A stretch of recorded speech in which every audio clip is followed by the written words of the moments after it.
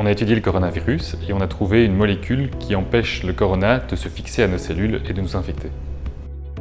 On va imaginer que notre virus, il a de nombreuses protéines sur sa surface qui sont toutes des clés. Et à côté de ça, nos cellules, elles ont une porte d'entrée.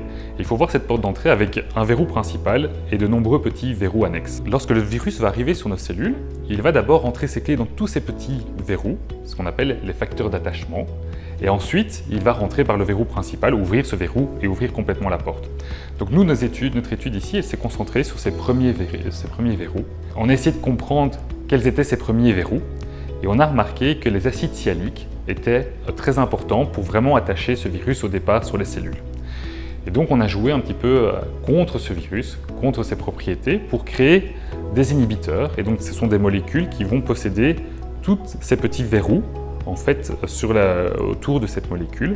Et lorsqu'on les met en présence de ce virus, on va un petit peu hijacker ce virus, l'empêcher de se lier et donc le contourner de sa cible sur nos cellules pour aller venir attaquer ces molécules en solution. Et au final, le virus n'est plus capable de venir ouvrir la porte de nos cellules et il va en fait mourir de sa belle mort.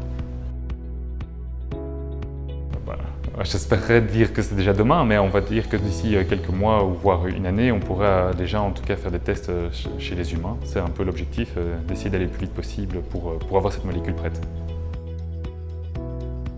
On espère pouvoir utiliser cette stratégie pour d'autres virus. Ici, la stratégie est assez différente de ce qui est utilisé dans la vaccination. Donc, on va vraiment cibler une molécule qui empêche l'interaction du virus avec nos cellules.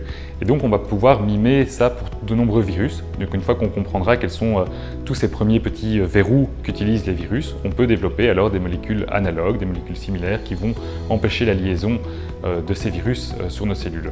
On peut penser par exemple au virus de la grippe, on pourrait avoir une alternative assez proche.